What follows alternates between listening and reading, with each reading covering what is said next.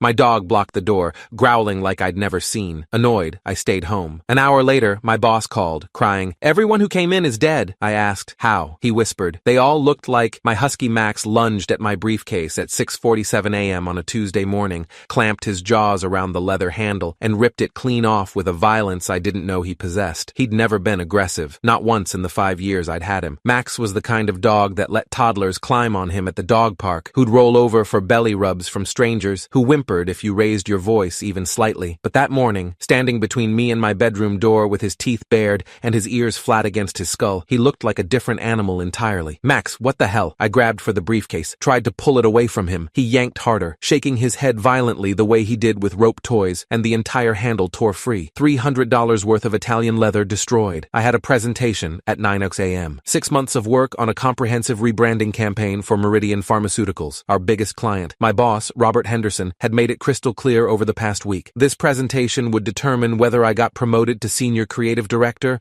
or stayed stuck as an associate for another year. "Make or break, Marcus," he'd said yesterday, tapping his pen against my desk. "Don't let me down. I couldn't afford to be late. I definitely couldn't afford to miss it entirely." "Move," I used my firm voice, the one that always worked when Max was being stubborn about coming inside from the backyard. He didn't move. Instead, he pressed himself wider against the door, his body a solid 70-pound barrier between me and the hallway. The growl that came from his throat was low, primal, nothing like the playful sounds he made during fetch. This was a warning. I grabbed my laptop bag from the chair, thinking I'd just shove everything into that instead. The moment I picked it up, Max lunged forward and snatched it from my hands. He shook it so hard my laptop went flying, hit the floor with a sickening crack. "Are you insane?" My voice came out louder than I meant. "That's my work. I need that." My phone started ringing. Jake, my coworker, my best friend since college orientation, when we'd both gotten lost trying to find the economics building and ended up at a frat party instead. We'd been hired at Morrison Creative Agency the same week, suffered through the same soul-crushing training sessions, covered for each other through hangovers and family emergencies, and that time, Jake accidentally sent a client email to the entire company. "Dude, where are you?" Jake's voice had that edge it got when he was stressed. "Henderson's already setting up the conference room. You know how he gets when..." My dog just went psycho. "I'm not kidding, Jake. He destroyed my briefcase, my laptop bag. I can't get past him to even leave my bedroom." Jake laughed. It sounded tinny through the phone speaker. "Your dog ate your homework? That's the best excuse you've got?" "I'm serious. He's blocking the door. He won't let me leave. I've never seen him like this." "Man, you've got like 20 minutes before Henderson completely loses it. Client's supposed to arrive at 8:45. You need to..." "I know. Just tell him I'm coming. Give me 15 minutes. I hung up and turned to Max. He was sitting now, but still directly in front of the door, his ice blue eyes locked on me with an intensity that made my skin prickle. I'd read somewhere that dogs could sense things humans couldn't. Storms, earthquakes, seizures, but this felt different. This felt deliberate. I tried a different approach. Went to the closet and pulled out an old backpack from grad school. Figured I'd just throw everything in there. The moment Max saw it, he exploded into motion, jumped up, grabbed the backpack strap in his teeth, and bolted into the bathroom with it. "Max, I swear to God!" That's when I noticed my work badge sitting on the kitchen counter where I'd left it the night before. Without it, I couldn't get past building security. Morrison Creative was in a high-rise downtown with strict protocols after some corporate espionage incident last year. No badge, no entry, no exceptions. I moved toward the counter. Max burst out of the bathroom like he'd been shot from a cannon, snatched the badge in his jaws, and disappeared back into the bathroom. I heard the plastic ID holder cracking between his teeth. I stood there in my best suit, the charcoal Tom Ford I'd bought specifically for this presentation, completely helpless, watching my career implode because my dog had apparently lost his mind. I'd adopted Max from a rescue shelter 5 years ago, right after my divorce from Caroline was finalized. The shelter volunteer had warned me that huskies were high energy, stubborn, prone to dramatic behavior. "They're basically toddlers in dog bodies," she'd said, scratching Max behind his ears while he leaned into her hand, already charming. "But they're also incredibly loyal. Once they bond with you, they're yours forever." Max had been my constant companion through everything, through the depression that followed the divorce, through the career changes. I'd left teaching to pursue creative work, a decision my ex-wife had called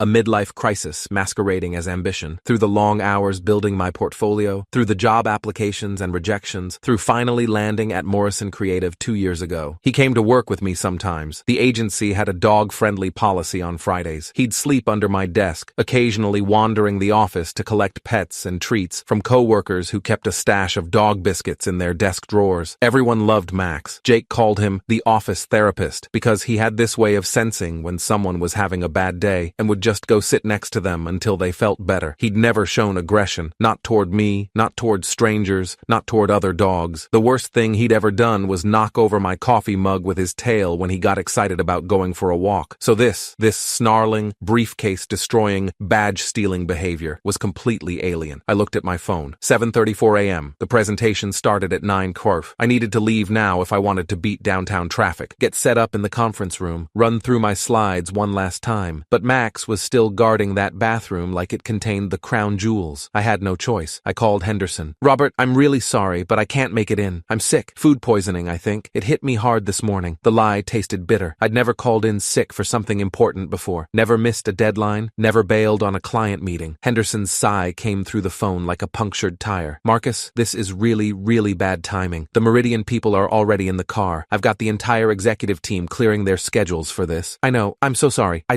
can't." At least that part was true. "We'll have to reschedule. I'll tell them you have the flu or something. Try to push it to next week." His voice was tight with the kind of controlled anger that was somehow worse than yelling. "Get better. Rest up." He hung up without saying goodbye. I stood there in my suit, my destroyed briefcase on the floor, my laptop probably cracked beyond repair, my work badge currently being used as a chew toy by my insane dog. I'd just torpedoed 6 months of work, possibly my entire career trajectory, because I couldn't physically leave my apartment. Max emerged from the bathroom, my badge still in his mouth but no longer chewing on it. He walked over to me, dropped the badge at my feet, surprisingly gently, and then just sat there, staring at me with those unsettling blue eyes. "Are you happy now?" I asked him. "Are you satisfied?" He didn't wag his tail, didn't pant or lick my hand or do any of the normal dog things, just sat, watching, waiting. I picked up the badge. The plastic was cracked but still intact, my photo and name visible through the teeth marks. I tossed it onto the couch and started peeling off my suit jacket. If I wasn't going to work, there was no point in wearing $600 worth of tailored wool. My phone rang again. 8:47 a.m., Henderson's name on the screen. I almost didn't answer, figured he was calling to officially fire me, but something made me pick up. "Don't come in." His voice was barely above a whisper, shaking so badly I almost couldn't understand him. "Marcus, don't come in. Don't come anywhere near the building." My stomach dropped. "What? Why? What happened?"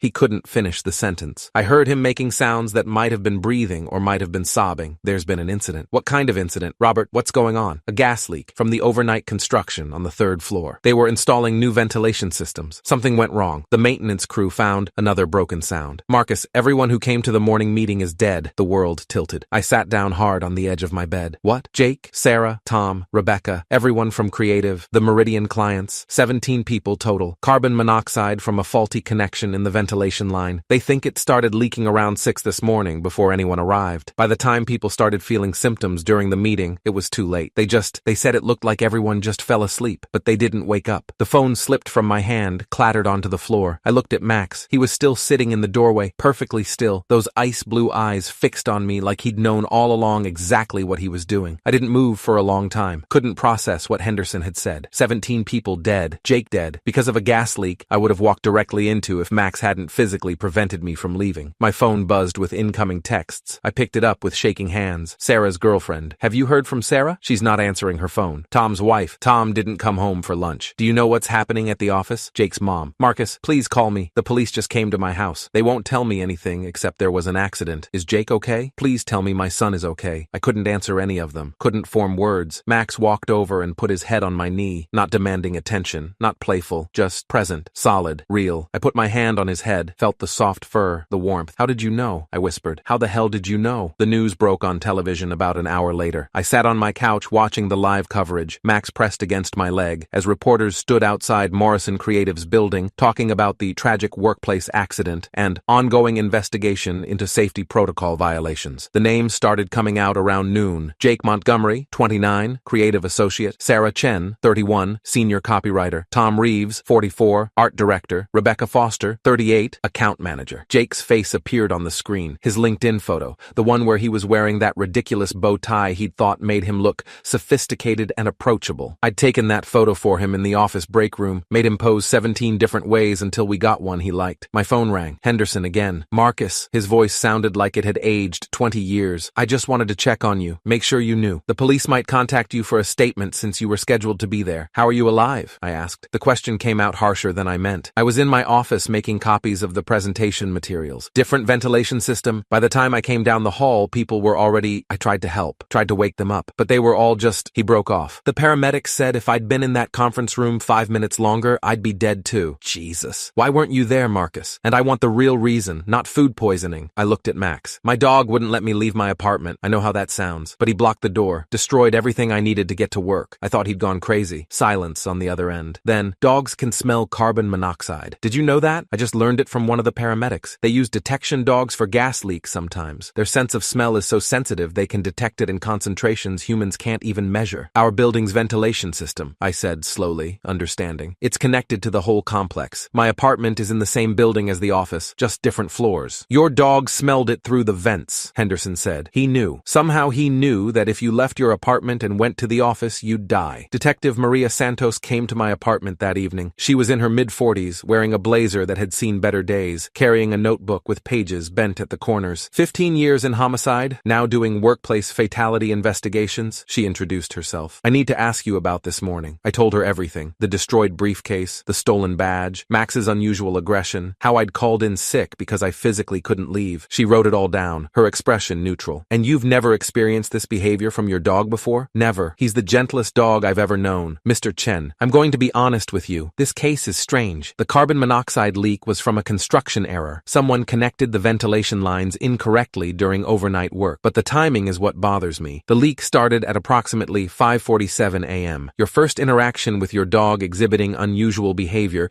was at 6:47 a.m., according to your phone records showing when you called your coworker. That's exactly 1 hour after the leak began. I don't understand what you're saying. I'm saying your dog detected something an hour after it started, before it reached concentrations that would register on standard carbon monoxide detectors. We checked your apartment. You don't have a CO detector, by the way. You should really install one. But even if you did, it wouldn't have alarmed yet. The levels in your apartment at that time were elevated, but not immediately dangerous. But your dog knew. He sensed something was wrong before any human or device would have detected it. She looked at Max, who was lying on his bed in the corner, watching us. Dogs have about 220 million olfactory receptors. Humans have about 5 million. There are documented cases of dogs detecting gas leaks, alerting their owners to carbon monoxide poisoning, even sensing seizures or diabetic emergencies before they happen. But this is the first time I've seen a dog prevent someone from walking into a lethal exposure. So, he saved my life. He absolutely saved your life. If you'd gone to that office, you'd be dead. The forensic team said everyone in that conference room died between 8:52 and 9:04 a.m. You would have arrived right in that window. My hands started shaking. I clasped them together to make it stop. I know this is difficult, Detective Santos said, not unkindly, but I need you to understand how serious this is. The construction company, Hartwell & Sons, they're facing negligent homicide charges, 17 counts. The project manager who approved the faulty connection is going to prison. But we also need to understand how this happened, how the leak went undetected for so long. What about building management? Don't they have safety protocols? They do, and they failed. The overnight security guard was supposed to do a walkthrough every 2 hours. He didn't. He was watching Netflix in the security office. We have the footage. He's been fired and is facing charges as well. She closed her notebook. The building's management company is going to be sued into oblivion. Morrison Creative is already preparing a massive wrongful death lawsuit. She stood to leave, then paused. Mr. Chen, one more thing. The ventilation system in your apartment is connected to the same main system as the office. The levels in your apartment were high enough that if you'd stayed home all day, you might have gotten sick. Maybe severely sick, but probably not fatal. But the office conference room was directly above where the faulty connection was made. The concentration there was immediately lethal. After she left, I sat on the floor next to Max's bed. He lifted his head, and I scratched behind his ears the way he liked. You knew, I whispered. You smelled it in our apartment, and you knew if I went to work, I'd walk right into the worst of it. He licked my hand once, then put his head back down. Jake's funeral was on Saturday. His mother, Patricia Montgomery, was a woman I'd met dozens of times over the years. At Jake's birthday parties, at his graduation, once at Christmas when I didn't have anywhere else to go, and Jake insisted I come home with him. She'd always treated me like a second son. She looked hollow at the funeral, empty. Her husband held her up during the service,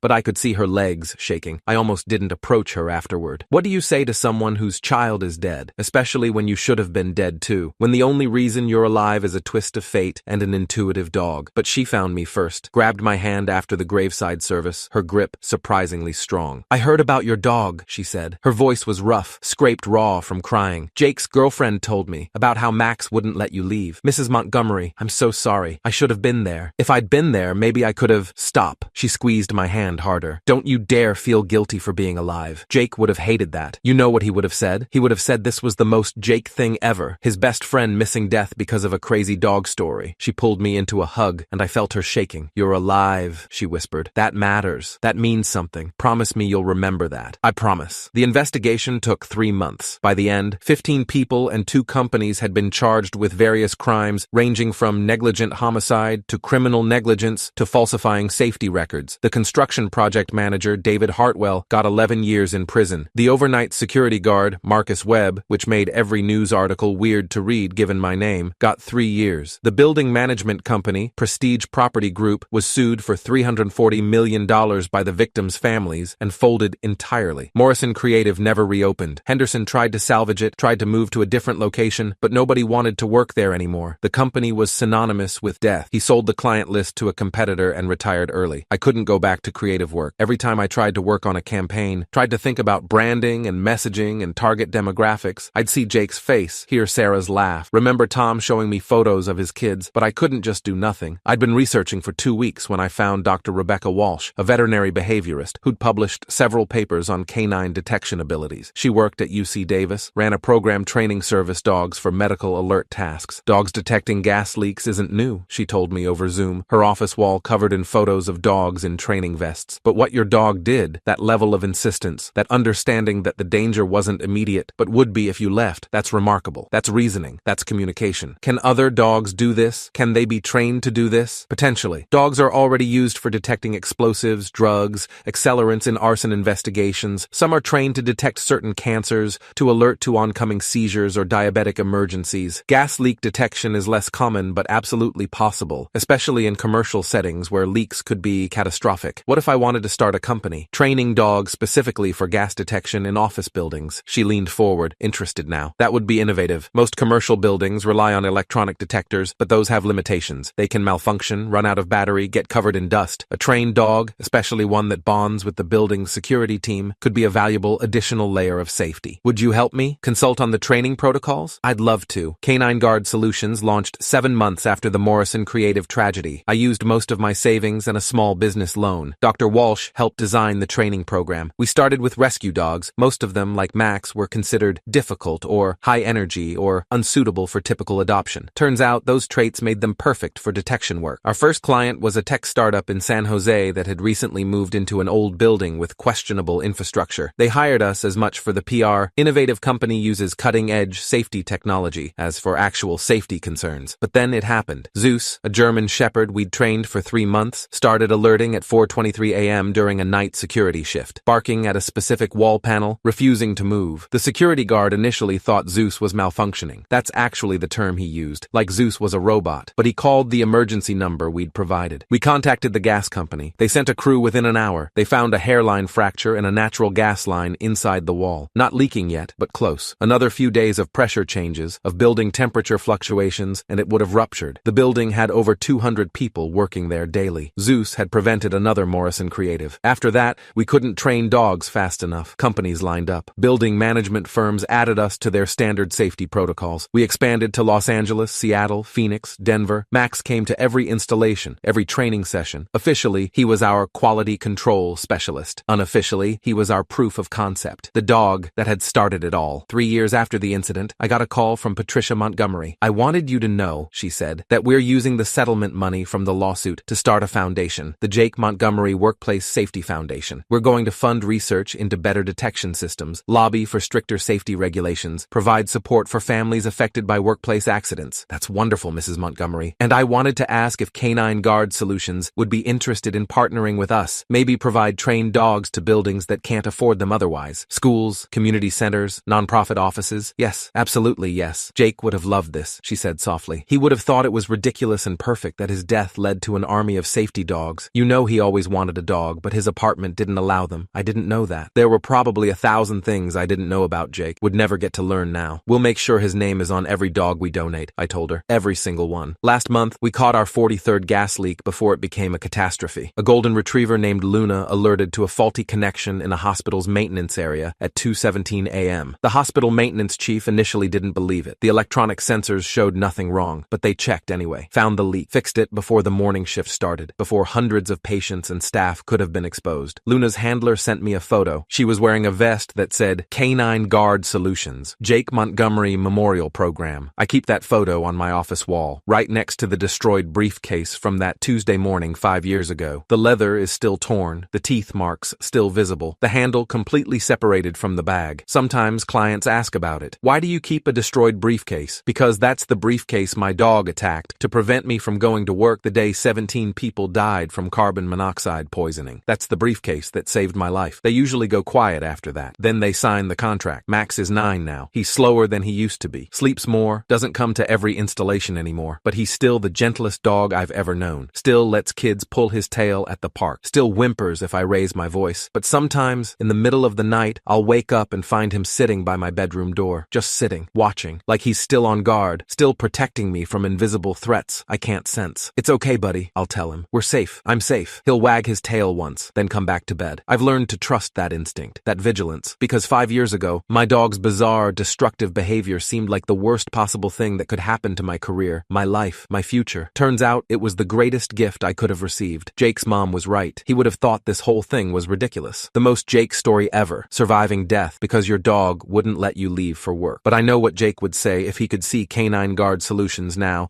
see the 43 leaks we've caught, see the lives we've saved. See, man, I told you that you'd figure out what you were meant to do. Just took a crazy dog to show you. I keep that destroyed briefcase in my office as a reminder. Sometimes the biggest inconvenience is the greatest gift. Sometimes the thing that seems like disaster is actually salvation. Sometimes you should trust your dog when he refuses to let you walk toward death, even if it costs you everything you thought you wanted. And mostly, I keep it to remember that 17 people died so I could learn what my life was supposed to be about. That's not survivor's guilt. Dr. Walsh says I should stop calling it that. It's survivor's responsibility. They died. I didn't. Max made sure of that. So now I make sure other dogs can do for other people what Max did for me. That's what the briefcase means. That's what Max's teeth marks represent. It's not destruction, it's salvation. And every single day, I'm grateful my dog knew something I didn't. That sometimes staying home saves your life, and sometimes the greatest act of love is preventing someone from walking toward death, even when they don't understand why. Always trust your dog. Always.